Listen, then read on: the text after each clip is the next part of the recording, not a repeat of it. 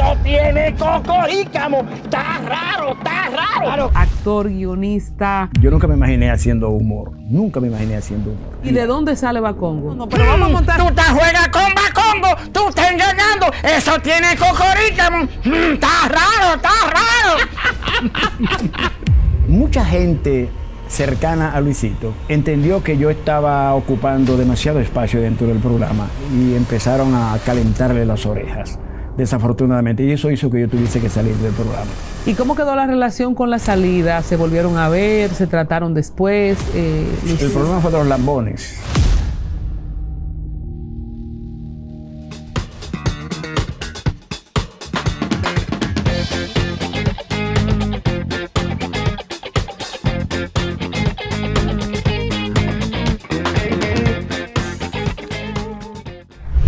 Mis amigos de Al Tanto, qué bueno que nos acompañan. Como siempre, gracias por sintonizarnos, por suscribirse a nuestro canal, por dejar sus comentarios y su like. Mi trabajo me ha permitido grandes privilegios y estoy en un momento particular. En este instante me toca entrevistar a una figura que forma parte de mis mejores recuerdos infantiles. Todos lo conocimos como Bacongo, pero él es más que eso: actor, guionista, escritor, poeta. Juan María Almonte, gracias por estar con nosotros. Gracias a ti por invitarme a tu programa, gracias por permitirme comunicarme con tu audiencia y mis felicitaciones por los galardones recibidos en reconocimiento a la labor que realizas. Soy uno de tus simpatizantes, soy uno de tus seguidores. Bueno, muchas gracias. Y yo no sé cómo voy a hacer esta entrevista, pero voy a poner a las fans de lado, porque sin duda que para mí, mis hermanos, mi familia, representa mucho este actor que entraba a nuestros hogares todos los fines de semana, que amamos y que guardamos en nuestro recuerdo. Y para mí es un privilegio que usted esté aquí, Juan María Almonte. Yo le voy a decir Bacongo, así le decimos a mi padre, para que vean la conexión familiar que tenemos. Un beso para él, para mi padre. Bacongo, Dios mío, yo sé que todos ustedes quieren que le entremos de una vez al tema del show de Luisito y Anthony, de la tribu Tángala, del jefe de la tribu, pero hay tanto que contar, y de la formación que tiene Juan María Almonte, que también ha sido con un rol preponderante, actor en películas muy emblemáticas, como también lo es esta película de Ángel Muñiz, Perico Ripiao. No olvido ese militar con todo ese garbo. Esa formación como actor empieza ¿cuándo? Bueno, antes quiero decir algo que no quisiera que se me olvide, no quiero dejarlo para el final porque podría olvidárseme. Yo alabo el trabajo que estás realizando, porque tú estás navegando en aguas sucias, en aguas muy oscuras, y sin embargo te ha mantenido incólume, te ha mantenido como el cristal. Gracias. Ahí en los medios de comunicación en la actualidad están en manos de gente hasta inescrupulosa, gente que no sabe la función que debe cumplir un comunicador. Un comunicador tiene una función social que cumplir y no puede dejar de lado ese compromiso, y sin embargo tú privilegias a las personas que invitas a tu programa por la estatura que tienes como comunicadora y como ente social. Te felicito, sinceramente. Bueno, muchas gracias. Me vale mucho, de verdad, la opinión de alguien que fue ídolo infantil, ¿verdad? Como nosotros le decimos. ¿Cómo es que este hombre se hace tan popular en el show de Luisito y Anthony? ¿Qué había hecho Juan María Almonte antes de eso? ¿Siempre ha sido la actuación? Este primer amor, quizás no en televisión, pero en obras de teatro infantil, ¿cómo fue? Bueno, te digo, mi primer contacto con el arte fue cuando yo tenía 8 años. Un amiguito me invitó a ver algo que él no pudo ni siquiera definir en la noche, debajo de una mata de corozo, en un claro de un monte que había cerca de donde vivíamos. Mi familia vivía en la Juan Erazo, número 200, en Villas Agrícolas. Y cuando fuimos, yo quedé altamente impresionado por un espectáculo de sombras chinescas que se estaba presentando allí. Unos muñequitos de cartón proyectados en una pantalla de papel con una vela. Aquello me impresionó enormemente, y al otro día yo inventé mi propio teatro de sombras chinescas para los vecinos. Ahí empezó mi relación con el arte. Luego, como a 3 cuadras de mi casa, estaba el Cine Colón y todos los domingos íbamos los niños del área a ver el matiné, que era una tanda que se daba a las 5:30 de la tarde los domingos. Mi papá era muy tacaño conmigo y generalmente no me daba los 10 centavos necesarios para ir a ver el matiné, pero como quiera yo me iba con mis amiguitos. Ellos entraban al cine y yo me quedaba afuera. Pero entre el cine y un edificio que había al lado, había un callejón. Y ese callejón tenía una plancha de zinc que lo cubría. Y la plancha de zinc tenía agujeros. Y a través de esos agujeros yo veía la película. Wow. Naturalmente tenía el problema de que solamente veía la mitad izquierda de la pantalla. Entonces, pero cuando yo salía, los amiguitos, cuando terminaba la película, los amiguitos me contaban. Y usted lo pegaba en edición. Yo lo editaba, me contaban lo que sucedía en la parte derecha de la pantalla. Pero yo no dejaba de ir porque yo tenía ya la determinación de que yo tenía que ser actor. Yo recuerdo que yo me sentaba generalmente en las primeras filas y mientras transcurría la película yo repetía, eso lo hago yo, eso lo hago yo. Luego en la adolescencia me hice bailarín de rock and roll, twist, mashed potato, esos ritmos norteamericanos que estaban muy de moda a principios de los años 60. Era un bailarín ambulante. Yo andaba con un disco de vinil debajo del brazo, llegaba a los cabarets y pedía permiso al dueño del cabaret, ponía el disco en la bellonera y me ponía a bailar y al final extendía el sombrero y los parroquianos me gratificaban. Pero la vida me llevó por otros rumbos y hice muchísimos trabajos, chofer de transporte urbano, vendedor de chucherías, hasta que en el año 1976 me encontré con Franklin Domínguez, yo manejando un carro del transporte urbano. Él salía de Raintel y abordó el carro en que yo conducía. Y le pregunté, ¿usted es Franklin Domínguez? Y él se impresionó con mi voz y mi presencia. Me dice, sí. Me dice, mira, tú tienes muy buena voz y muy buena presencia. Cuando tú sepas que yo voy a montar una obra de teatro, búscame que te voy a poner a trabajar en ella. Wow. A los pocos días vi en la televisión que él estaba en una rueda de prensa anunciando que presentaría la obra Duarte, que hasta ese momento fue la obra más interesante desde muchos puntos de vista que se había presentado en el país. Entre otras cosas porque reunía a 50 actores y 75 personajes en la sala grande del Teatro Nacional y con un presupuesto de 40,000 pesos que le había dado el Estado a Franklin Domínguez para presentar esa obra que era con motivo del centenario del fallecimiento de Juan Pablo Duarte, creo. Me le aparecía a Franklin Domínguez y le dije, mire, yo soy el joven que usted le dijo que cuando usted fuera a presentar una obra que lo buscara. Él estaba un poco incómodo porque buscaba algunos personajes que los actores que estaban ahí no le daban.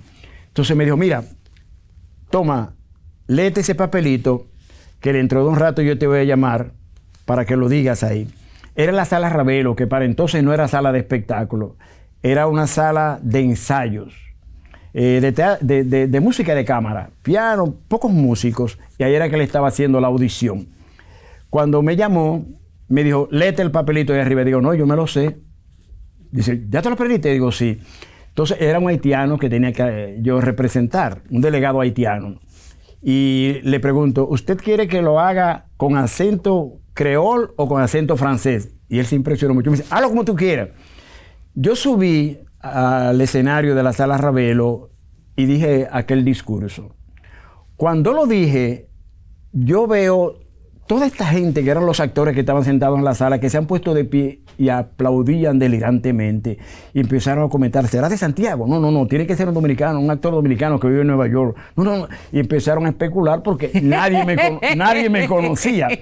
Nadie me conocía. Bueno, así comienza mi actividad profesional en el teatro. ¿Y con qué acento lo dijo? Con acento francés, porque era un intelectual. Era un intelectual. Y cuando usted hace la pregunta, para la época usted hablaba francés, hablaba creol, ¿por qué usted podía hacer los acentos? No, pero yo siempre he sido un estudioso de la vida y de la gente. Yo ando por la calle como un pendenciero. Yo ando mirando a todo el mundo y compartiendo con todo el mundo, haciendo hablar a la gente, a toda clase de gente, porque yo vivo permanentemente. Yo soy un estudioso de la conducta humana. Y ya yo, ese dominio del acento haitianizado ya lo tenía. Pues se presenta la obra y el periódico El Sol publica una reseña de la obra y destaca la actuación de algunos actores y aparece mi nombre.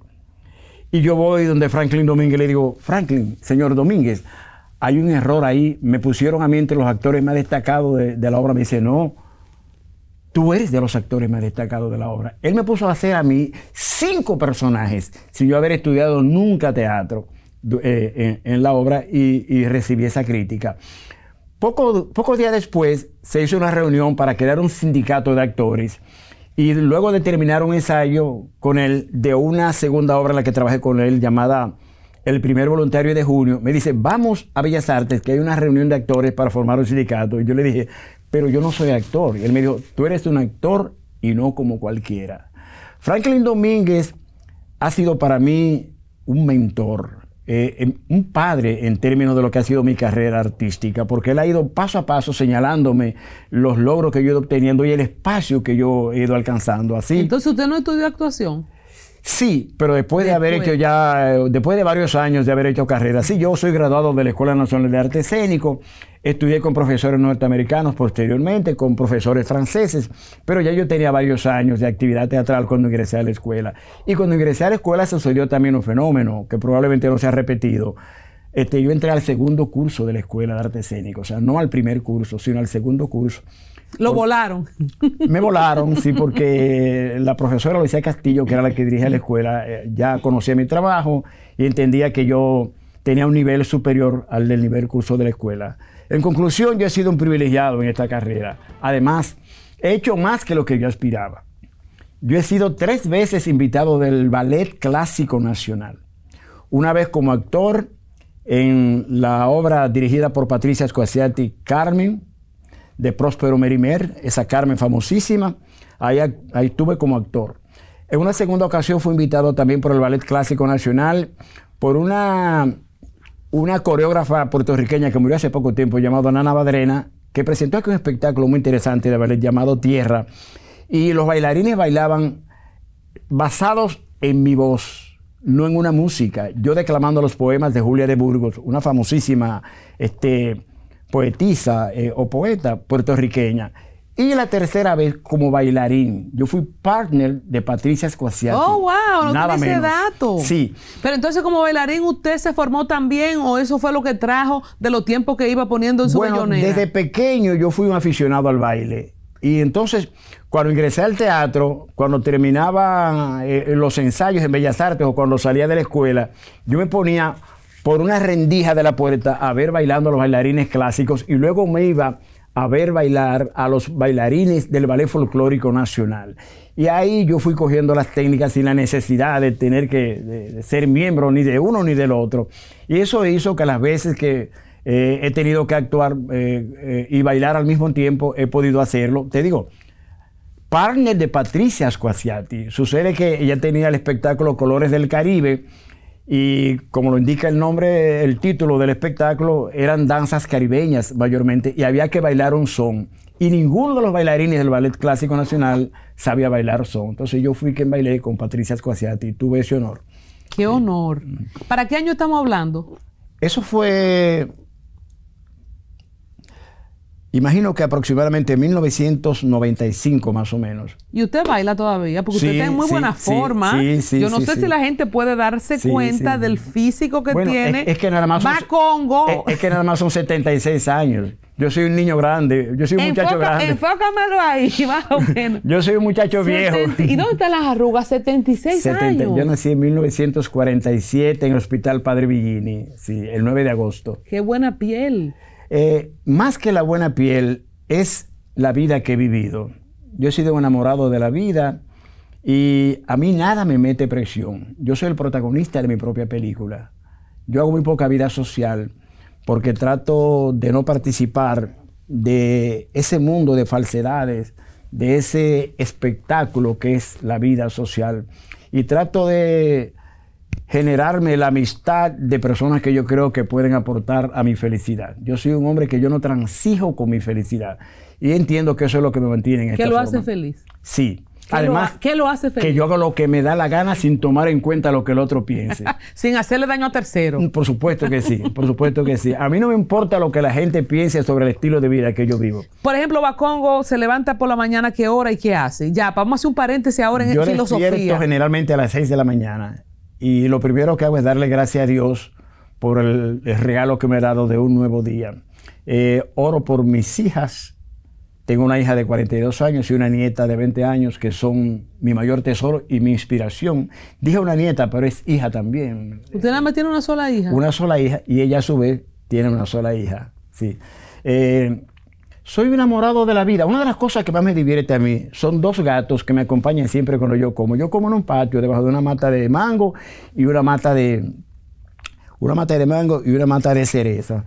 Y ahí vienen las cotorras a comer mango y a comer cereza, y vienen dos gatos a acompañarme a comer. Entonces yo converso con ellos. Mira, déjeme tranquilo comer, que cuando yo termine los restos de la carne, yo se los voy a dar. ¿Y dónde usted vive? Despreocúpense, en Villamella, en El Morro. Entonces, esa manera de ser ascética, esa manera que desprecia la lucha por la consecución de bienes materiales, esa vida sencilla es lo que me ha permitido ser permanentemente feliz. Pero además tuve la enseñanza de mi mamá.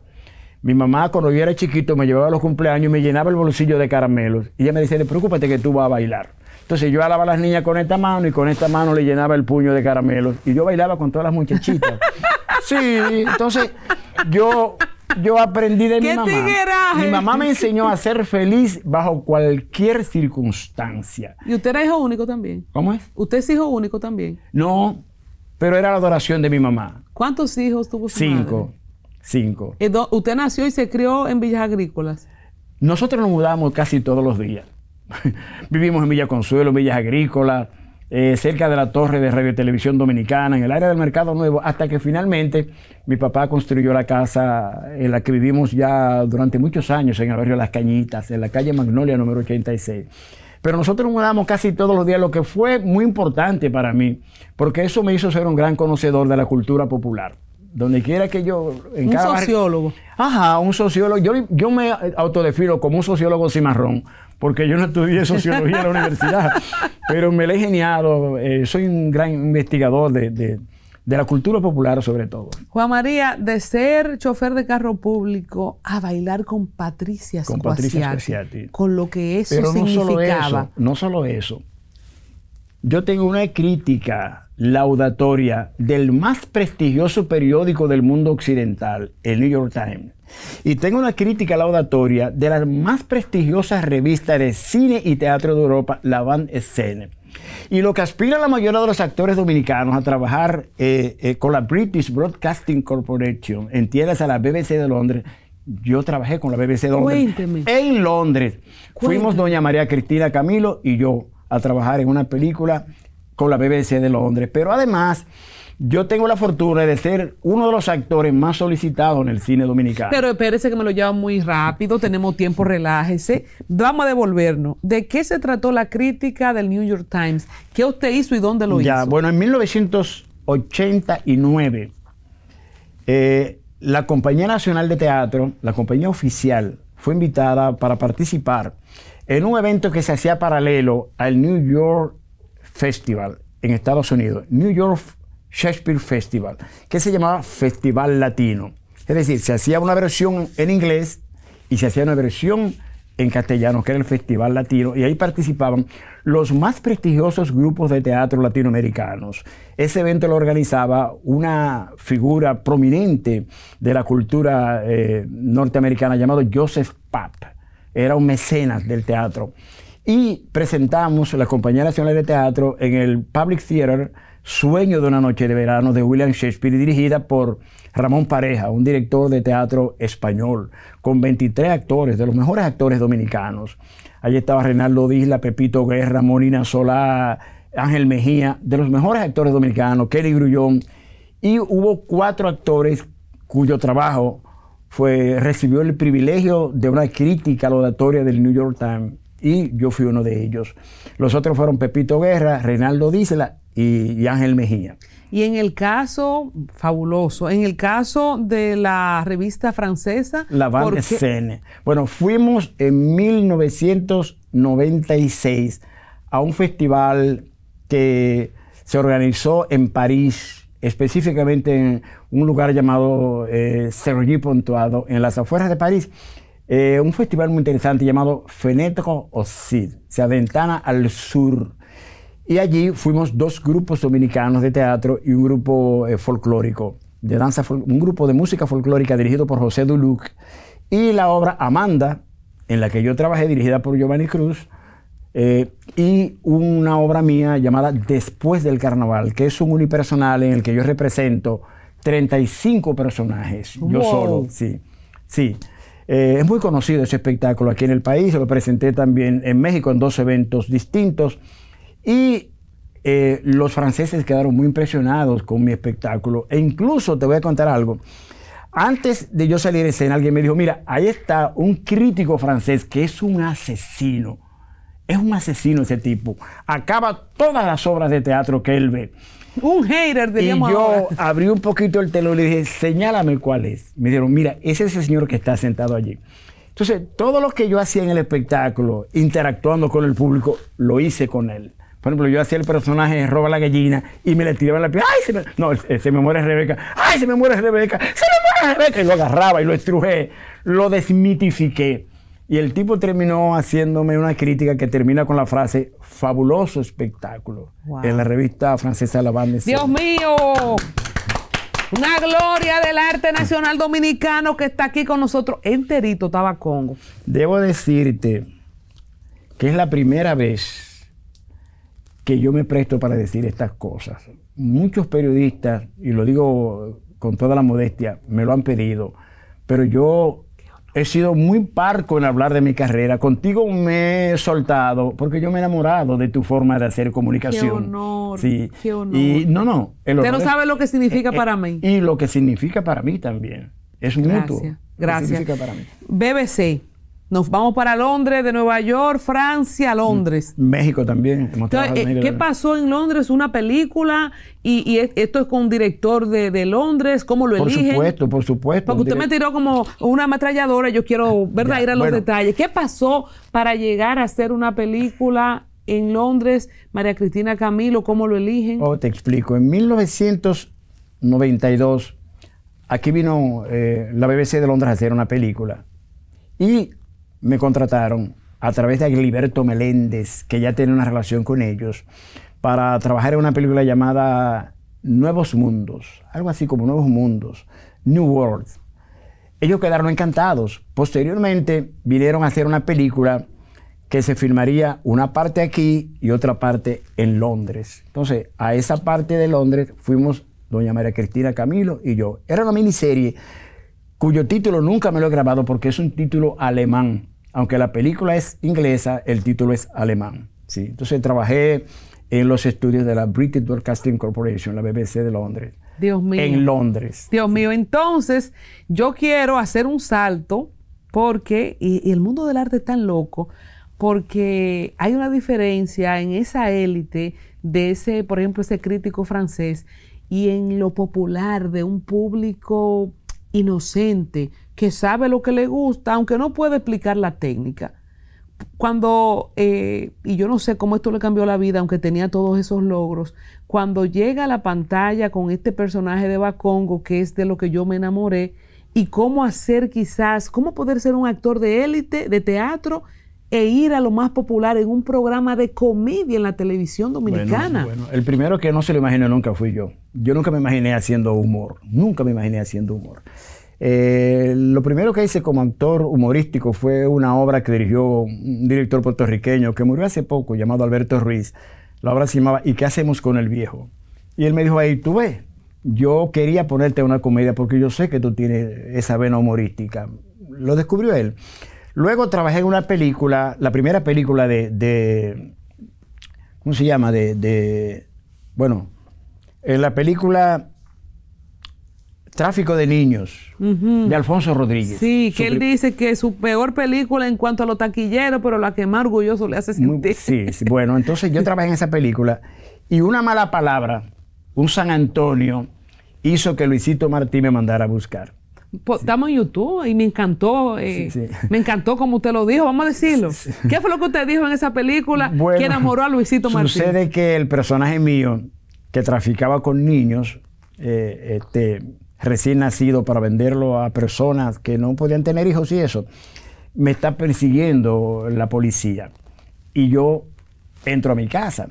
Me creo que ya la policía se ha ido. Cuando miro por una rendija, yo veo que los policías todavía están ahí. Digo, ¡ay, coño! Y eso enamoró a Luisito Martí. Me dijo, tráigame ese negro. Cuando yo fui, me dice, mira, Ramón Asensio hace de jefe de la tribu, de la sección El Cazador y la Selva, y queremos que tú seas que haga ese personaje. Dije, no, yo no voy a hacer ese personaje, no. Yo tengo un personaje. Entonces me dice, ¿cómo que tú tienes un personaje? Digo, sí, yo tengo un personaje.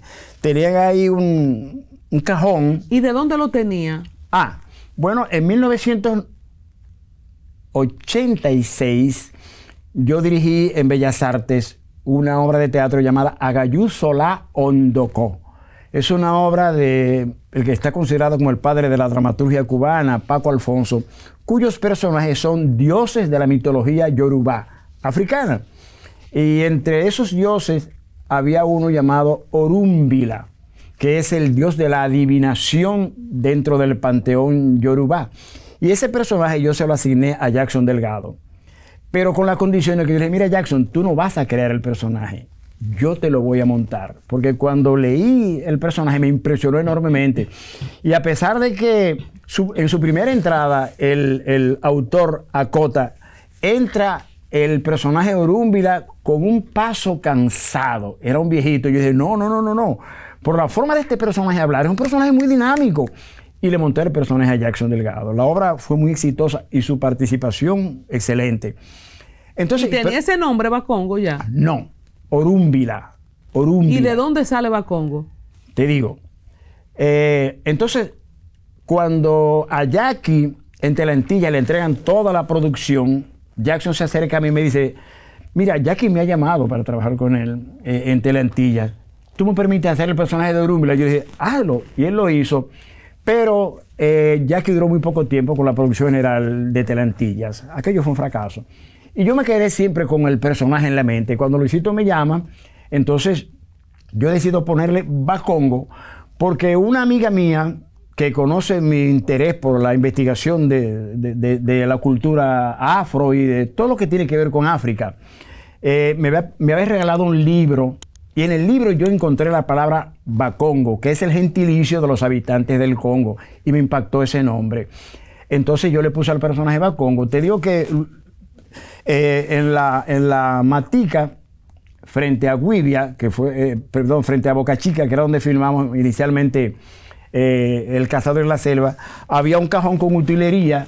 Yo agarré una cabeza esquelética y le puse un palo, agarré una soja, me la puse, agarré un gallo disecado que había y me lo puse en la cabeza y armé el personaje. Y recordé aquel nombre Bacongo y le puse el nombre de Bacongo. Te cuento algo que para mí fue impresionante. Haciendo historia, Dios mío, sí. Haciendo historia. Al otro día voy yo caminando, creo que en la zona colonial, y veo un muchachito que está haciendo así. Y digo, El amplio, vamos. Tome el amplio. ¿Cómo fue que hizo el carajito? Y digo, pero esos son los gestos de Bacongo. ¡Qué casualidad! En la noche tenía un ensayo de una obra de teatro con Félix Germán, el hermano de la ministra de Cultura. Y dice la sirvienta de la casa de Félix Germán, que era esposo en ese entonces de Mercedes Morales, la bailarina. Dice, ¡ay! Anoche había un brujito en el show del sitio Antonio que me volvió loca. Digo, pero es de verdad el asunto. Con una sola salida de Bacongo. Con la primera salida el personaje se pegó a nivel nacional. Ok, voy a organizar esto, miren. Resulta que la selva está montada con el jefe de la selva, que es Ramón Asensio. Eso no podía ser mejor, eso era un escándalo. Y en su mejor momento, Ramón Asensio se va para Nueva York. Así es. Luisito anda buscando un sustituto de el jefe de la tribu. Entonces, cuando busca a Juan María Almonte, le dice, no, yo tengo un personaje. Claro. Ahí monta el gallo en la cabeza, icónico, que no lo podemos olvidar, la cabeza de un bastón. De un muerto en un bastón que daba miedo. Entonces, el gesto de Bacongo, pero además la frase, ¿cómo era que decía? Eso tiene cocorícamo. No, pero vamos a contar. Tú te juegas con Bacongo, tú estás engañando. Eso tiene cocorícamo. Está raro. Eso tiene cocorícamo. Está raro. Claro que está raro, gran jefe. Señores, oigan esto, hasta el sol de hoy, cuando algo está raro, uno dice, eso tiene cocorícamo. Los periodistas lo usan mucho. Dios mío. Los comentaristas políticos. ¿Y el cocorícamo de dónde salió? Bueno, en una feria del libro celebrada en la Plaza de la Cultura, yo andaba junto con Ani Tavares, que es la codirectora del grupo Teatro Roba la Gallina, junto conmigo. Y por mi interés en la cultura afronegra, me topé con un libro escrito por Fernando Ortiz, la más grande personalidad de la cultura afronegra cubana y latinoamericana. El libro se llama Los bailes y el teatro de los negros en el folclore de Cuba. E inmediatamente me puse a ojearlo, ávido del conocimiento sobre el texto. Y encuentro la frase, eso tiene cocorícamo, que es una frase que se usaba en Cuba en el siglo XIX para expresar cuando la gente estaba ante algo que no le encontraba explicación. Algo extraño, algo raro, algo inexplicable. Y voy donde a Ani Tavares y le digo, mira, acabo de encontrar una frase que la voy a poner en la boca de Bacongo y la va a decir el país entero. Y así fue. Los políticos, los comentaristas de radio, televisión, los periodistas, todo, bueno, es una frase que se ha quedado en el léxico dominicano. Eso le iba a decir que trasciende el tiempo. ¿Por qué? Claro. ¿Cómo medir cómo es tener ese pulso de saber que, bueno, el personaje no sabíamos que iba a gustar tanto, usted le sorprende desde el primer día que se pegó, pero ¿cómo puede deducir que esta frase la va a decir el país entero? ¿Qué sintió, qué vio, ya sabiendo que el personaje existe? Mira, el creador tiene la facultad de la iluminación. Te lo digo porque, por ejemplo, cuando yo estoy escribiendo una obra de teatro, yo la escribo hasta la mitad. El resto se escribe la obra misma, ella misma se escribe. Es decir, tú estás construyendo los personajes y llega un momento que el personaje tiene ya vida propia. Y más que tú seguir contando la historia de ese personaje, él, wow, incluso a veces tú pones frases en boca de él y lo pones en ciertas circunstancias, el personaje se revela y hace que tú tengas que producir cambios, wow, en lo que era en el imaginario que tú tenías sobre el personaje. Entonces, perdón, y esto es esto es ya profundo. ¿Esto es una cuestión energética? ¿Esto es una cuestión espiritual? Yo pienso que es espiritual y tiene mucha semejanza con lo que es el trance de posesión. Cuando uno está escribiendo, uno está en trance. Uno no es uno mismo. Uno es un sirviente de esos personajes que le ayuda a contar su historia. Y uno incluso llega un momento en que muchos de esos personajes, en la mayoría de los casos, son la expresión de nosotros mismos. Toda obra de un buen autor es una obra autobiográfica. Siempre hay un personaje y a veces incluso se disgrega en todos los personajes la vida y la experiencia de uno mismo. Entonces, Bacongo, ese soy yo. De alguna manera. Ese soy yo. En la realidad, ese soy yo. Yo soy así a millón. Incluso me he controlado un poco porque a veces se me iba la mano, pero yo soy así. Yo soy muy dinámico, muy risueño y muy libre en mi expresión. Sumamente libre en mi expresión. Y eso es Bacongo. Bacongo siempre estaba chivo también. Bacongo siempre estaba como chivo. Claro. En permanente movimiento. Si nos está viendo alguien de las millones de personas que nos siguen en el mundo, aquí estar chivo es estar alerta o no convencido de lo que está viviendo. ¿Cuál sería una traducción de estar chivo? Estar, ayúdeme, esquivo. Bacongo. Siempre estaba chivo. Eso tiene cocorícamo. Bueno, es que Bacongo era el jefe no solo el jefe de la tribu, sino es una especie de sacerdote. Pero al mismo tiempo, él es el reservorio del patrimonio de la tribu. Es decir, él es el defensor del patrimonio tribal. Fíjate que viene el extranjero, que es Antonio Río, el cazador, que quiere apropiarse, Especialmente de Mampulita. por un lado de empezando por ahí. Mampula y por otro lado de las riquezas las riquezas de la tribu. Y Bacongo es el defensor no solo de la tribu, sino el defensor además de los valores humanos de los componentes de la tribu. Yo no está creyendo cosas que está viendo ojo de ¿Qué va a batón. tener que respetar aquí en selva? Mira, yo estaba buscando a ustedes en todo Tributanga hace mucho rato y ustedes no aparecen. Siendo Juan María tan preparado, que escribe, Gracias. le suma, además del personaje de Bacongo y de sus dichos, algo a los guiones con Luisito Martí. ¿Cómo fue la relación ya de Juan María con Luisito Martí? Yo me imagino lo feliz que él Una estaba. relación de amor y odio. Sí. Sí. ¿Cómo fue? Debo decirte en primer lugar que Luisito Martí es una de las personas con las que yo he trabajado que más he admirado por su disciplina. En esta carrera yo he conocido a dos personas con una disciplina fuera de serie. Uno es Servio Uribe, profesor, director de teatro, fundador del grupo de poesía coreana Calíope, y Luisito Martí. Luisito Martí es una de las personas más disciplinadas que yo he conocido y cuidadosa con las palabras y los gestos que podían exponerse en las comedias. Fíjate que esas comedias eran rosa y blancas, pero nada roja. Ahí no había expresiones vulgares, ni gestos vulgares, ni nada. Y además Luisito procuraba que la comedia en sí mismo fuera una clase de realización de un programa humorístico, en sí mismo. Y lamentablemente no ha sido emulado por otros productores de humor. Lamentablemente, porque debió ser un referente. Pero muy costosa Debió también. ser un referente. Era muy costosa también, porque ustedes se trasladaban No, para nada. Para nada, no era costosa. No era costosa. Se empezó filmando, grabando El Cazador de la Selva en la Matica. En la Matica frente a Boca Chica. Posteriormente pasó a ser aquí en el Jardín Botánico. Y no era nada costoso.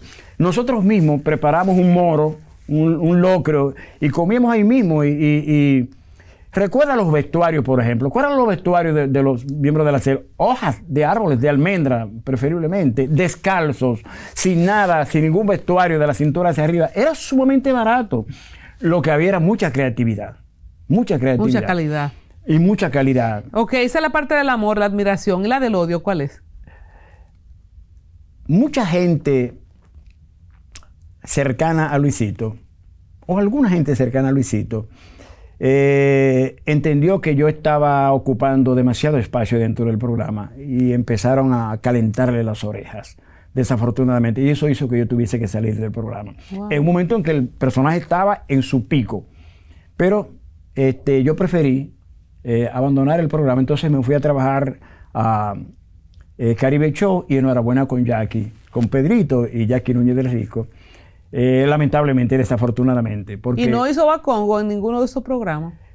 no, lo que llegué a hacerlo fue en Bellas Artes, como obra de teatro. Y hago esta pregunta quizás un poco tonta y también para expresar la grandeza del actor Juan María Almonte, y lo hemos visto en programas icónicos de humor como Chespirito, El Chavo, que los actores que pegan un personaje tuvieron conflicto con el dueño del programa porque querían hacer ese personaje fuera de ahí. Con lo pegado que estaba Bacongo, lo que se supone que se hace en la industria es que el actor trata de ir a hacer ese mismo personaje en otro programa, y usted no lo hizo. Yo no lo hice y me lo aconsejaron, pero yo no quise hacerlo.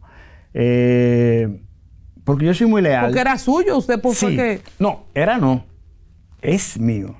Es mío. Y de hecho, trabajando en el programa, yo hice 2 obras de teatro, trabajando en el programa. Hice El Imperio de Bacongo y Bacongo y el Imperio Perdido en el Palacio de Bellas Artes, que fueron 2 exitazos.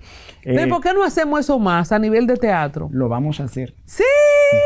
Lo vamos- Dios mío, eso va no a solo a ser- nivel de teatro, no. Vamos a hacerlo a nivel de televisión también. ¿Qué? O una película. Y haremos de todo. Yo lo tengo programado. Eso va a ser... El Imperio de Bacongo. Yo como viví en San Juan, usted sabe, yo al teatro nunca fui.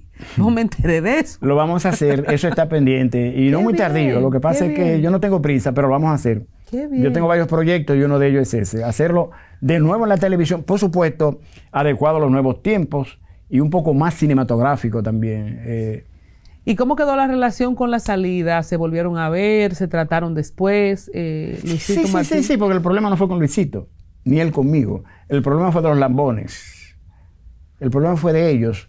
Y yo preferí salir del programa. Pero con él yo nunca tuve problema personalmente. El problema fue de alguna gente de su entorno más íntimo, que creyeron que yo intencionalmente estaba quitando el espacio a él. Jamás.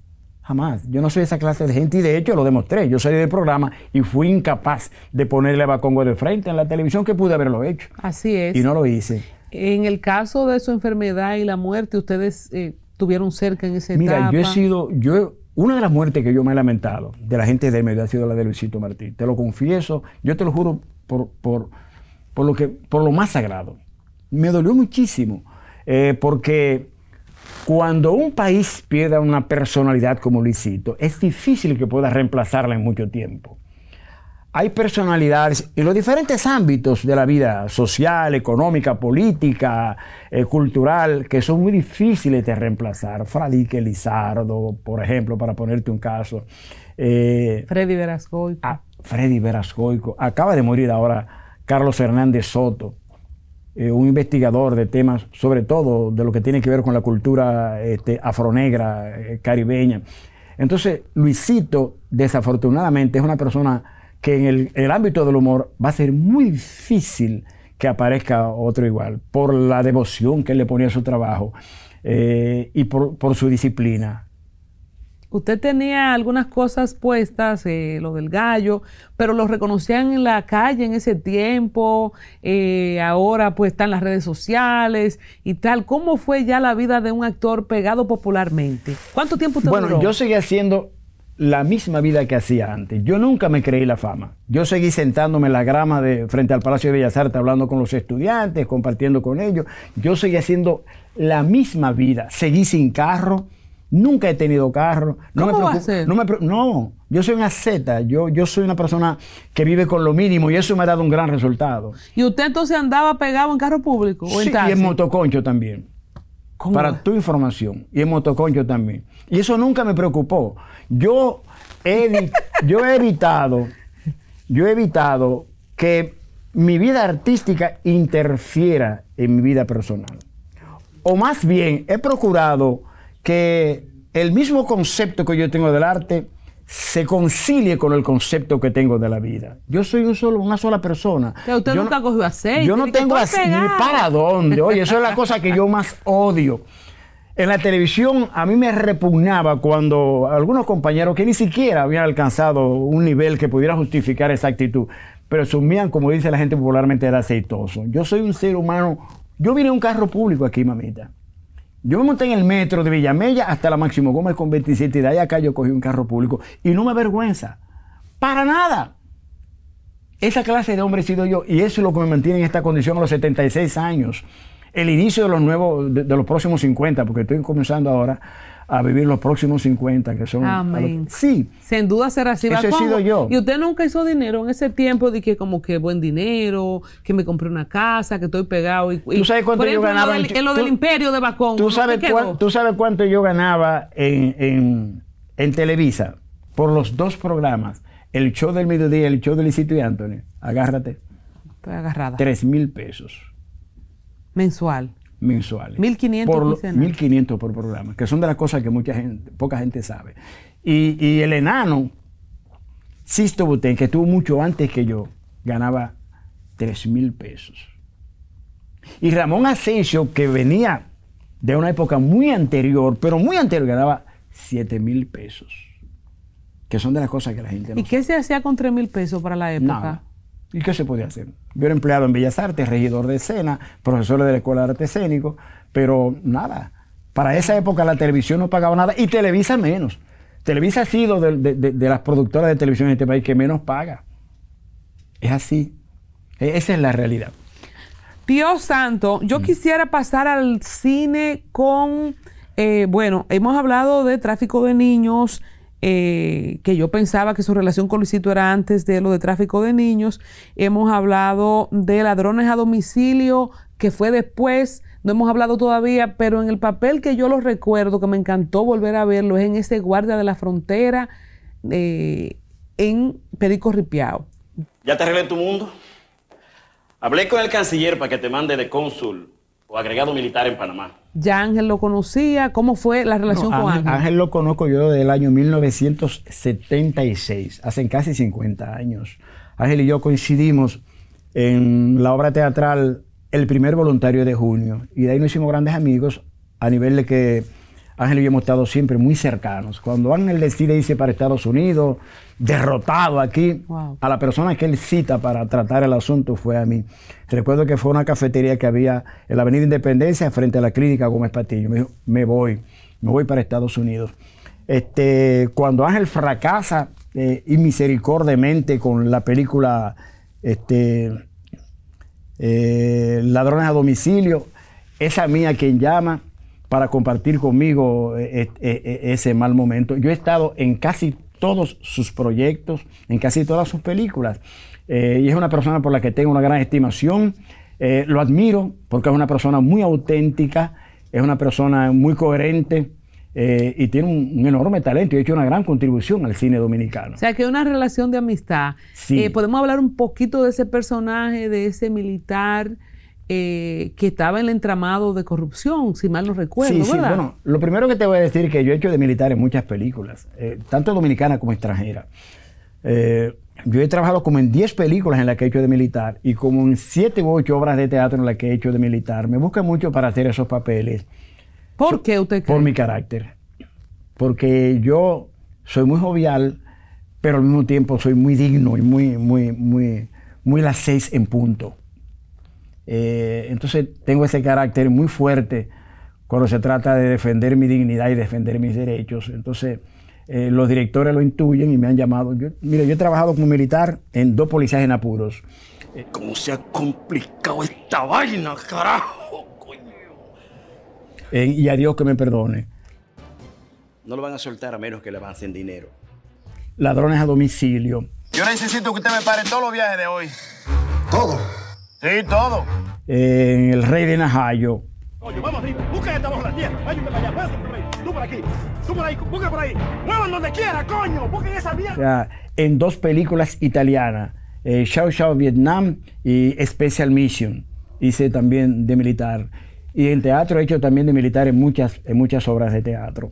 Pero usted ha hecho mucho cine, 4 hombres y un ataúd. Yo debo haber hecho unas 30 películas, entre largometraje, cortometraje y telenovelas, porque he actuado en 2 telenovelas. Una protagonizada por José Luis Rodríguez, El Puma. Trópico de Sangre. Trópico de Sangre. No, Trópico. Trópico. Y en María Elena, protagonizada por Lucía Méndez. Hábleme de Lucía Méndez. ¿Cómo es ella? La mujer que todo el mundo admiró siempre, la Dos Diana. Muy bella, además, y una personalidad muy agradable. ¿Y qué usted hizo ahí? Y el Puma ni se diga. Sí. Súper disciplinado y muy amable, sumamente amable. A mí me sorprendió, con la fama de José Luis Rodríguez, la manera como él se comportaba. Incluso él y yo compartíamos bastante y tuvimos escenas juntos, interactuamos juntos. Sí. Humilde, sentado tranquilito esperando que le llamaran para actuar al plató, y siempre conversábamos y nos sentábamos juntos. Una persona por la que siento una gran admiración. ¿Y lo de Lucía Méndez fue aquí o en México? Aquí, porque es una telenovela que se filmó una parte en Miami y la otra parte aquí, producida justamente por Ángel Muñiz. Fue el productor no me acuerdo cómo se llama. De María Elena. Ah, sí, María Elena, sí, claro. María Elena. Sí, el productor es Ángel Muñiz, precisamente. No, yo no sabía eso. Sí, es Ángel Qué Muñiz. bien. Y es Ángel... Tú ves, amigo, así es que yo quiero que me metan en todas las vueltas que ellos están haciendo. Qué buen amigo, Ángel. Nos vamos a asociar tú y yo. Sí, sin duda. Sí. Yo tengo aquí que estuvo en Perejil y en Lilis. Perejil muy reciente. Sí. Bueno, este año se han estrenado como 3 o 4 películas en las que yo he trabajado. Wow.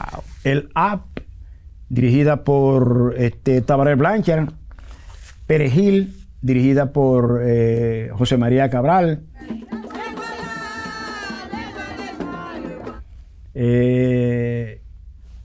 Bueno, hay otra que no recuerdo, pero se han estrenado como 3 o 4 películas este año en las que yo he trabajado. Y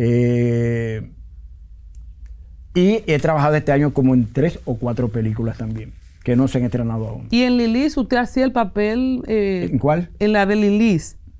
En Lili yo soy Lili. Exacto, usted hacía el papel principal. ¿De qué año es esta? Es otra la que hago de militar también, porque Lili era un general. ¿De qué año es esta? Eso debió ser en 2005 aproximadamente. Entonces, quiero hacer esta pregunta acerca de la inclinación por papeles para interpretar su tipo de persona negra. Usted tiene una afinidad por los estudios afro. ¿Usted se sintió alguna vez discriminado o sí tuvo mucha oportunidad para hacer papeles diferentes? Porque en el primer papel lo buscan para hacer una persona, un diplomático haitiano. Ajá. O sea, ¿cómo ha sido la oportunidad? Mucha gente dice, no, porque me discriminan, porque soy negro. ¿Y cuál es la historia suya? Porque usted ha trabajado muchísimo. Bueno, cuando yo ingresé al teatro, habían pocos actores negros. Yo recuerdo a Ramón Oviedo, Ramón Asensio y Odalí Pérez. Pero tenían muy poca participación en las obras de teatro que se representaban.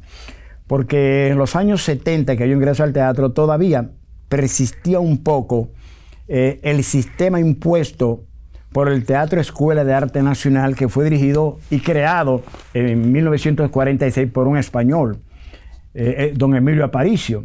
Es el fundador del Teatro Contemporáneo Dominicano, en 1946. Y don Emilio Aparicio, como español al fin, trasplantó hacia el Teatro Escuela de Arte Nacional el sistema español, que era el sistema de la dama joven, el galán, etcétera, etcétera, etcétera. Y en ese tipo de teatro, al negro lo que le toca es el papel de sirviente. La negra que sirve el café, el negro que maneja el coche de los amos, y todavía en los años 70, y aún más acá, persistía eso. El primer papel que yo hago en una obra de teatro es el de un negro, un haitiano, ya te lo dije, el de haitiano. Y en el segundo hago de un guardia, Cuando yo veo esto, yo digo, espérate, yo no puedo depender de que un director de teatro un día tenga específicamente un negro en una película para yo trabajar, en una obra de teatro para yo trabajar teatro. Entonces, empecé a estudiar dramaturgia, empecé a estudiar dirección de teatro y todo lo que tiene que ver con la técnica del teatro, iluminación, escenografía, utilería, barrer el piso del teatro, todo. Yo he hecho de todo. Fui regidor de escena durante 6 o 7 años en el Palacio de Bellas Artes, todo lo que tenía que ver con el teatro, porque yo quería labrar mi propio camino, no tener que depender de nadie, y además que mis obras fueran mi propia expresión. Tengo como 20 o 25 obras de teatro escritas, representadas todas, porque yo soy muy yo. Y a mí no me interesa que nadie me represente ni que nadie hable por mí. Yo prefiero hablar por mí mismo. Entonces empecé a labrarme camino. En principio me costó un poco de trabajo y hubo murmuraciones. Yo tuve incluso que ser un tanto agresivo. Yo dije, yo voy a abrirme camino por las buenas o a pedra limpia. Y así fue. Pero tuve la fortuna. A ver si hay que dar su pedra. Pero tuve la fortuna. Claro. Tuve la fortuna de que me encontré con doña Lucía Castillo Pérez, directora de la Escuela Nacional de Bellas Artes, con Servio Uribe y con una señora llamada Florencia Pierré de Villanueva, que donde quiera que esté, yo quiero que Dios me la ilumine, si vive todavía. Y espero que sí. Y cuando ellos vieron mis primeros trabajos, mi primera obra fue Holocausto, una obra que trata sobre la hipótesis de lo que ocurriría en el mundo de haber una guerra nuclear. Wow, qué profundo. Y la directora de la escuela me dijo, yo te apoyo cada vez que la quiera presentar. Y la directora de Bellas Artes, Florencia Pierre, me dijo, Bellas Artes está abierto para ti gratis para presentar esta obra cada vez que tú quieras. Y eso me permitió abrirme camino en el teatro. Cuando usted dice, Juan María, al principio fui un poco agresivo, ¿cuáles barreras, siendo específico, cuando tú dices, bueno, me tengo que empoderar, ¿en qué consistía? Bueno, mira, en nuestro país hay un racismo sutil, y tú lo sabes. No hay una ley que prohíba que se junte un negro con un mulato, ni un negro con un blanco, ni mucho menos, pero suceden cosas como la reciente, en la que a un hijo de Jorge Bell no se le permitió entrar a una discoteca porque es negro. Y ocurre también que una señora puede estar muy encantada con el haitiano que le puso los bloques en la pared del patio y cosas. Pero si ese haitiano se enamorara de su hija, habría problemas. O sea, para mí, decía Giovanni Cruz, que para Iván García hacer saber que él era dramaturgo, solo tenía que decir, yo soy dramaturgo, pero que yo tenía que demostrarlo. Wow. Pero lo decía en tono de broma, no lo decía de mala leche, ¿no? La gente, es más fácil suponer para la gente que yo fui boxeador o que fui pelotero que el hecho de que sea un intelectual o un dramaturgo, porque en nuestro país nosotros somos así. Es decir, nosotros tenemos no racismo en el sentido típico, pero sí prejuicio racial. Y hay expresiones, incluso, tenía que ser un negro. El negro, si no le hace la entrada, le hace si no le hace la entrada, le hace la salida. En mi casa, negro el caldero. Esas son expresiones. Una suerte negra. Exacto, una suerte negra. Entonces... O hace un programa de eso.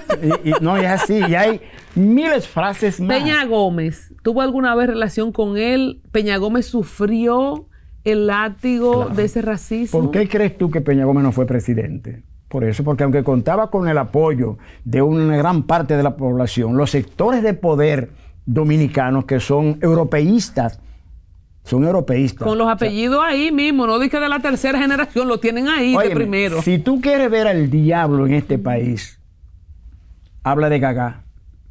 Habla del Gagá. El Gagá y el Guloya tienen el mismo itinerario. Son de orígenes negros y vinieron a través del Batey. Pero hay uno de los dos que fue postulado para ser reconocido por la UNESCO como patrimonio intangible de la humanidad. ¿Cuál de los dos? El Guloya. ¿Por qué no el Gagá? Porque el Gagá es haitiano. ¿Y el Guloya de dónde es? El Guloya es de las islas caribeñas de posesiones británicas. Porque entonces lo haitiano vale menos. Si es de un... No es que vale menos. ¿Por qué? ¿Cuál es la teoría de que el Guloya sí, el Gagá no, porque es haitiano? No entendí. No, yo te voy a contar. Sí. Tú debes saber que todos los años para Semana Santa hay un pleito de si el Guloya debe o no salir en San Pedro de Macorís. El año pasado hubo un reperpero grandísimo porque el síndico determinó que el Gagá no iba a salir a San Pedro de Macorís. Y eso no es la primera vez, porque se entiende que el Gagá es una expresión demoníaca, porque es negra, de origen negro, porque aquí siempre se ha asociado lo afronegro y lo haitiano al demonio. El vudú, que es una religión como la católica, como la evangélica, como la demás, se entiende que es demoníaca. ¿O no? Tú no debes decir que eso son cosas del diablo. Y cuando el temblor de tierra acabó con Haití, ¿qué era lo que se decía? Que eso había sido un castigo de Dios por la práctica del vudú de los haitianos. Esas son realidades, mamita. Son realidades. Esas son realidades. Los sectores de poder en este país son hispanófilos y le hiede a demonio lo negro. Le sabe, no te digo a qué, pero tú te lo imaginas. A eso le sabe. ¿Y usted siente personalmente que sobre su persona? Yo tengo una personalidad demasiado fuerte. Conmigo no puede nadie. Conmigo no, eso a mí no me afecta. Nunca me ha afectado. Igual que yo, para pelear, ¿tú sabes quién yo elijo? Yo no peleo con los iguales, yo peleo con los de arriba. Y los he ganado todos los pleitos y me excuso a la inmodestia. O sea, yo soy así. A mí nadie me detiene. A mí nadie me detiene. Por ejemplo, yo te puedo citar un caso. En el 2005, nosotros presentamos nuestro grupo teatral una obra llamada mataronalchivo.com. Y en una de las presentaciones había un funcionario del Ministerio de Cultura y entendió que esa obra debía presentarse por diferentes provincias del país para ser conocida por la juventud, por su contenido y por la realización. Unos cuantos lambones del Ministerio de Cultura, actores precisamente, gente de teatro, le metieron en la cabeza al ministro de Cultura, José Rafael La Antigua, que ese $1.000.000 que era el presupuesto de la obra no debía dárselo a nosotros. Y nosotros terminamos la obra, nos había entregado $400.000 y se negaron a entregarnos el resto. Wow. Y yo le dije a Pedro, no recuerdo el apellido, que era el director administrativo del Ministerio de Cultura, yo voy a ser el primer mártir del teatro. Porque voy a defender con mi muerte hasta el último centavo. Ustedes no se van a quedar con ese dinero. Porque yo me les senté al frente a decirle que ya habían pasado 7 meses y no nos habían pagado. Y los actores presionándome, y los técnicos presionándome por el dinero. Y la obra ya presentada. Y había sido un éxito. Y él me dijo, Juan María, te puedes parar de ahí e irte, que no te vamos a pagar. Y yo le puse el dedo hacia el frente y le dije, óyeme, solo muerto no me pagan. Voy a ser el primer mártir del teatro. Y tú sabes lo que yo tenía previsto. Y eso te lo puede decir Anita Vares, que andaba conmigo. Yo para San Cristóbal, para la Escuela San Rafael, a coordinar unas presentaciones allá. Y le dije, mira, hoy se estrena la Bienal en el Museo de Arte Moderno. Y Leonel Fernández, el presidente, va para allá. Yo voy a hacer un letrero, no te metas en eso, que me maten a mí, a ti no. Yo voy a ir solo. Y voy a hacer un letrero que diga, páguenos nuestro dinero, coño, Teatro Roba la Gallina, ladrones, y lo voy a levantar y voy a tirar una cajita de cohete chino al tiempo que levante el letrero, con el presidente hablando al momento que él esté hablando. Y me van a matar, pero voy a pasar a la historia. Eso era para que nos pagaran nuestro dinero. Y no bien había cerrado la boca cuando me llamó Alexander, creo que Fernández se llamaba, que era el director administrativo del Ministerio de Cultura. Juan María, nosotros somos una chulería. Nosotros somos muy aficionados a tu trabajo. Mentira. Lo que pasa es que me fui a los periódicos y a la televisión y le di leña. Y no hay cosa que le preocupe más a un funcionario que tú tirarle por el suelo su publicidad y su cosa de que ellos se le están comiendo. Y tuvieron que pagarnos. Porque a veces hay que tirar piedra. Sin duda que tuvieron que pagarnos. Podemos ser muy dóciles y tener... No, dóciles no. Podemos ser sencillos. Exacto, eso es lo que quiero decir, que a veces con el ánimo de uno ser dócil, ¿verdad? Y de manejar la situación, a veces eso no se puede sostener y quizás hay que llegar a algunos extremos, que ojalá que en todo caso siempre sea como usted dijo, y no llevarlo a la práctica, ¿verdad? Porque sin duda si tira esos cohetes ahí, iban a creer que era otra cosa. Mamita, yo no podía llevarme a la tumba el hecho de que se burlaran de mi trabajo. Yo no podía llevarme a la tumba el hecho de que se burlaran de mi trabajo. Entonces yo terminé burlándome de los lambones que le metieron a la cabeza a Rafael Antiguo, porque no fue él. Fueron los lambones y teatristas. ¿Tú sabes lo que él hizo? Que lo atosigaron tanto que él le dijo a una gloria del teatro dominicano, escríbeme una carta diciéndome por qué no se le debe pagar ese dinero a Teatro Roba la Gallina, Juan María Almonte. ¿Y tú sabes lo que hizo esa persona? Que se le escribió. Una gloria del teatro dominicano. No voy a mencionar su nombre para no desconsiderarlo. Pero ¿cuál era la objeción? ¿Cuáles eran los argumentos? Ya que lo primero, que yo no era peledeísta. Y que ese dinero era a los peledeístas que había que dárselo. ¿Eso no es un argumento? No debería serlo, pero lo fue. Y segundo, sucede que aquí los teatristas, para esa época, y todavía muchos siguen siéndolo, son muy apocados. Y aquí, cuando tenían la oportunidad de hacer un proyecto y presentarse a una institución, lo hacían de manera que si eran en el interior tenían que comer arroz con lengua y acotarse en un quitrín. Y entonces yo dije, si Teatro Roba la Gallina, que no es un poder, le paga bien a los actores, ahora con este contrato no podemos pagarle mal. Y nos íbamos a los pueblos y nos hospedamos en el mejor hotel y comíamos en el mejor restaurante. ¿Tú sabes por qué? Porque cuando la Sinfónica salía o sale un autobús de primera y se hospeda en los mejores hoteles y come en los mejores restaurantes. Entonces, eso es lo que nosotros vamos a hacer. Porque nosotros tenemos tanto merecimiento como tiene la Orquesta Sinfónica Nacional. Y no estoy hablando mal de la Orquesta Sinfónica Nacional. Lógico. O sea, aquí siempre se ha subestimado a los actores porque los actores, además, hemos sido muy conformistas. Ya que usted lo toca, ¿cómo la ley de cine, según su perspectiva, usted que ha hecho tanto cine además de teatro, ha venido a aportar algo? ¿Usted está conforme con lo que se ha hecho con la ley de cine? Obviamente. El nivel que tiene el cine... Por ejemplo, usted tiene que tener, ¿verdad?, una consideración especial por todo el cine que usted ha hecho, y la ley de cine tiene una tabla, se le debe pagar bien a usted en las películas. Te digo, obviamente el nivel que tiene el cine hoy, que no es el nivel de 20 años atrás, obedece a la ley de cine. La ley de cine es una plataforma que le garantiza a los creadores y a los productores realizar sus proyectos en condiciones dignas. Sin preguntarle de qué partido son. Eso es, bueno, siempre en nuestro país... No, pero le quiero decir que esa historia, que es ridículo lo que pasó en el Ministerio de Cultura. Todo se politiza. Absolutamente todo se politiza. Y el que no tiene padrino no se bautiza. Eso tú lo sabes, que es así. En este país el que no tiene padrino no se bautiza. Digo, para accesar a ciertos recursos y para abrir ciertas puertas. Entonces la ley de cine también tiene sus periquitos que tendrá que resolverlo, pero en sentido general ha sido una bendición para el cine, indiscutiblemente. No es lo mismo hacer una película como se hizo, por ejemplo, Esa misma de Ángel Muñiz. No, de antes a un pasaje de ida. No, un pasaje de ida, que es la primera película que crea todo esto. La primera película, la película fundadora del teatro contemporáneo dominicano es un pasaje de ida. Y la película que crea lo que podría llamarse, adelantándose un poco a los hechos, la industria cinematográfica dominicana es Nueva York de Ángel Muñiz. ¿Y usted estuvo ahí? Yo estuve no me acuerdo. en las dos, pero me sacaron de Nueva York. Ajá. Eso es una historia que... Otra historia. Pero eso es otra historia. Sí, a mí no decir. me gustaría despedir la entrevista. Pero yo estuve, yo soy uno de los protagonistas de un pasaje de ida, por supuesto que sí.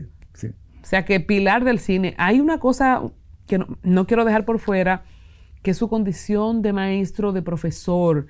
Usted antes daba clase en la Escuela Nacional de Arte Dramático. Yo no sé, por ejemplo, yo me quiero apuntar en un curso personalizado. No sé si usted lo da o si usted lo da por grupo, de interpretación, de respiración, todo lo que tiene que tener un actor, ya sea para cine, teatro, televisión, porque usted es un profesor. Sí. O sea, eso nunca nadie se lo quita. ¿Usted sigue dando clase? Bueno, yo fui profesor durante 3 años de la Escuela Nacional de Arte Dramático, un profesor honorario, porque no cobré nunca. No cobré nunca. Y ocasionalmente yo imparto talleres de iniciación al teatro y otros talleres que yo los titulo ¿Cómo vencer el miedo escénico y conquistar la audiencia? Es decir, para personas que tienen problemas para comunicarse. Y también otro tipo de taller que tiene que ver con el manejo del estrés por medio de la respiración profunda, que es la manera como se maneja el estrés y se logran niveles de relajación, lo que es imprescindible para todo. Porque hay gente con mucho talento, pero se trancan. Sí, sí. Entonces, ¿eso se logra en cuántas sesiones con usted? No, y no solo eso, sino el uso de la voz, por ejemplo, requiere de un dominio de la respiración. Dice Reinaldo Disla que el personaje que crea un actor transita a través de la respiración. La respiración es vital para todo comunicador. Por ejemplo, Juan María, yo siempre tengo la misma voz. Yo creo que yo no sé respirar muy bien. A mí me encantaría que usted me enseñara o me ayudara. Y me gustaría que la gente que está viendo el programa, ¿verdad? Si usted se anima, que podríamos hacer un grupo. Organiza el taller. ¿Verdad que sí? Organízalo y lo daremos. Quiero hacer eso. Sí. Yo quiero coger esos trucos de ese hombre. ¿Cuántos años tiene en la escena? Déjame ¿Cuántos años usted tiene en la escena? Alrededor de 50 años. Alrededor de 50 años, y todavía tiene una proyección de la voz como ustedes lo oyen. Un físico no tiene barriga. O sea, un físico impresionante. Yo quiero aprender. Déjame adelantarte algo. La gente no sabe esto. El 99.9% de las personas no sabe respirar. Respira de forma no solo equivocada, sino negativa para su salud. No digamos ya para la proyección de su personalidad. Cuando yo me pongo nerviosa se me seca mucho la boca. Nosotros respiramos solo lo necesario para mantenernos vivos y eso hace que los pulmones se vayan achicando por falta de uso. La respiración profunda hace que se ensanchen tus pulmones, que vaya más oxígeno a la sangre, que vaya más oxígeno al cerebro. Por otro lado, la materia prima de la voz es la respiración. Si tú no respiras correctamente, tendrás una voz con dificultad para proyectarse y para los diferentes matices que tú necesitas para expresarte. Es decir, la respiración es vital, pero además, la manera idónea de vencer el estrés es a través de la respiración profunda. Cuando tú vas al médico tensa, nerviosa, el médico te dice, respire profundo, con el agravante de que ni él sabe cómo se respira profundo. Eso es un aprendizaje. Pero mira, qué bueno que usted lo dice, porque exactamente, porque a mí porque yo sé que yo no respiro bien, yo lo sé. Y cuando uno está nervioso, respira menos. Claro. Y entonces mucha gente que me ponen de que respirar, yo digo, pero es que, de que respira hasta que si yo qué, que te llega al estómago. Claro. Pero a mí, de que cuente hasta que si yo qué. Eso es una técnica. Y se me llena antes de contar hasta 5. No.